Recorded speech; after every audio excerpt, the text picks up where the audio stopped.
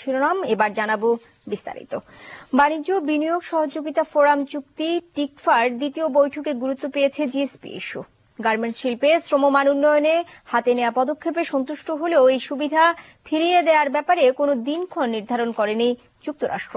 এছাড়া ওই বাজারের শতভাগ শুল্কমুক্ত সুবিধায় পণ্য রফতানির বিষয়ে মেলেনি কোনো আশ্বাস।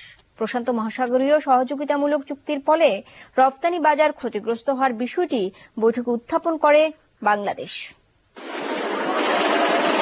সুবিধা না দিলেও গার্মেন্টস শিল্পে শ্রমমানের প্রশ্ন তুলে রপ্তানিতে বিশেষ সুবিধা জিএসপি স্থগিত করে যুক্তরাষ্ট্র।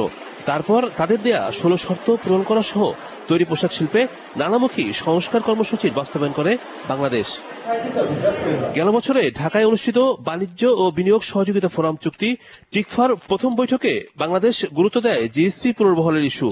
সেই বৈঠকের 19 মাস পর দ্বিতীয় বৈঠকেও যুক্তরাষ্ট্রের কাছে একই দাবি তুলেছে বাংলাদেশ।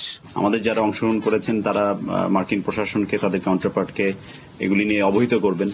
এগুলির মধ্যে দিয়ে তারা যদি ফিল করেন GSP can be restored, will welcome that.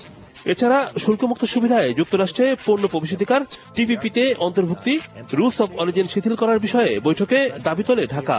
R Washington চায় মেধাস্বত্ব আইনের বাস্তবায়ন, টেন্ডার প্রক্রিয়ায় স্বচ্ছকরণ এবং শ্রম অধিকার নিশ্চিতের দৃশ্যমান পদক্ষেপ।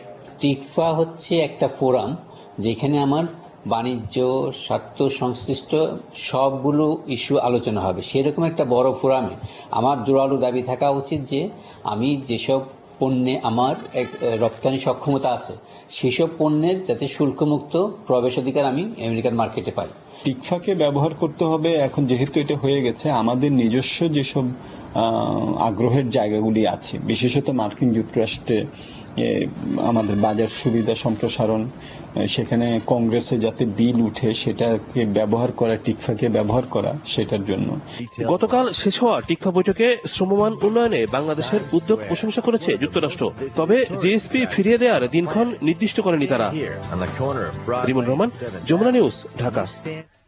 এদিকে পোশাক কারখানায় 16টি শর্ত পালনের কথা যুক্তরাষ্ট্রকে যথাযথভাবে তুলে ধরা হয়েছে বলে দাবি করেছেন